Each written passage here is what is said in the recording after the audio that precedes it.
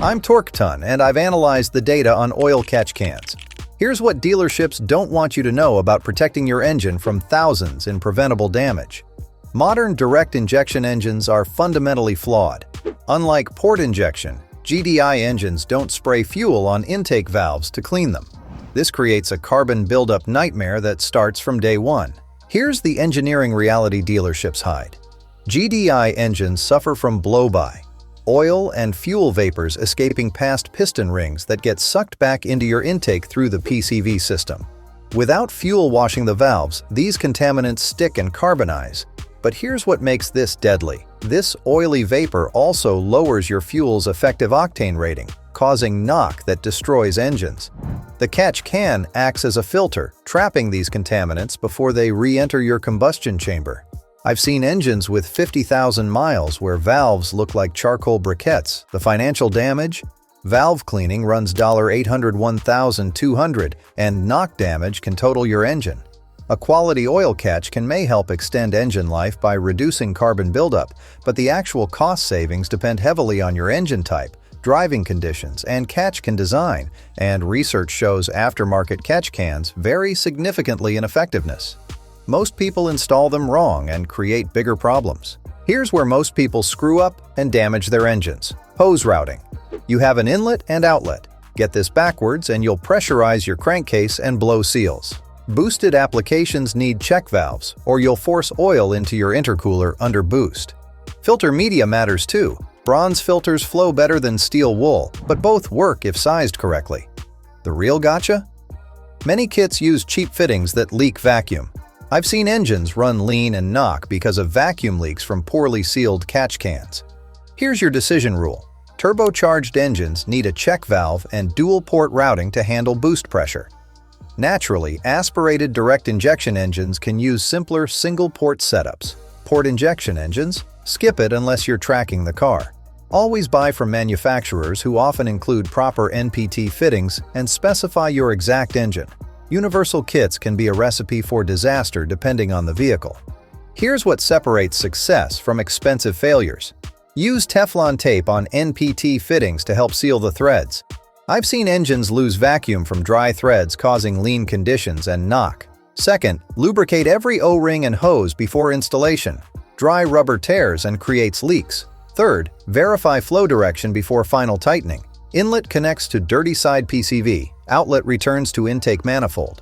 Mount the bracket securely, but check clearance from exhaust heat. Route hoses away from moving parts and hot surfaces. The critical mistake that kills installations. Using cheap heater hose instead of proper PCV hose rated for vacuum service that won't collapse under engine load. These are the failure modes that destroy engines, and they're completely avoidable. Number 1 killer: frozen lines in winter.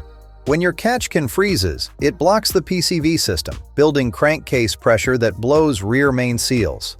I've documented $3,000 repair bills from this alone. Prevention: use quality hose rated for temperature extremes and empty the can before freezing weather. Second failure: clogged filters causing pressure buildup. Same result: blown seals.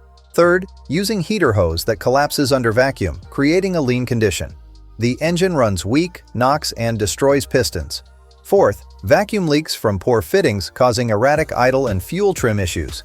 Decision framework: if you live where it freezes below 20 degrees Fahrenheit regularly, either get a heated can or stick to summer driving. If you can't commit to checking it monthly, don't install one. Here's the uncomfortable truth that manufacturers won't admit. OEM PCV systems actually work fine for most stock applications under normal driving conditions. Car manufacturers spend millions engineering these systems. They're not stupid. The real risks? Improper installation can void your warranty instantly. Dealers can often deny claims if they find aftermarket PCV modifications, depending on the vehicle. Worse, a failed catch can installation can blow engine seals, costing thousands more than the carbon buildup you're trying to prevent. I've documented cases where frozen catch cans caused catastrophic seal failure in winter. The fluid you collect might be mostly harmless condensation anyway. Before you install, ask yourself, are you solving a real problem or falling for marketing hype? Here's where the normal rules fail: port-injected engines. The marketing claims about catch cans helping port injection are mostly bogus. Fuel already washes the valves. Installing one here is purely cosmetic unless you're building a race engine. What changes everything?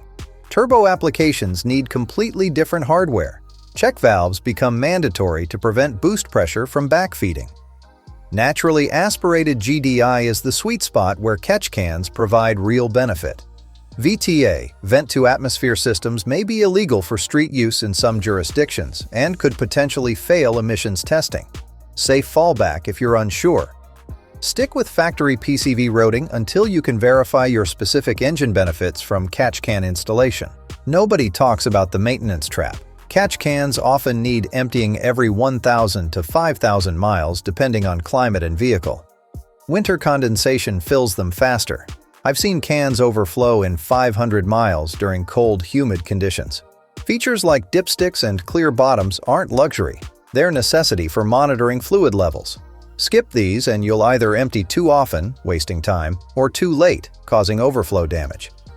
3 questions can often determine if you should install. Will you check it monthly? Can you access the drain without major disassembly? Do you understand the signs of system failure? If any answer is no, keep your factory setup. Install if you have a direct injection or turbocharged engine, live in moderate climates, and commit to regular maintenance.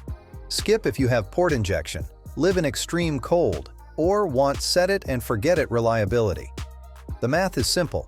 $150 prevention versus $1,000 plus carbon cleaning, but only if you can commit to proper maintenance. Subscribe for more automotive truth that cuts through the marketing hype, and share this with anyone considering a catch can install.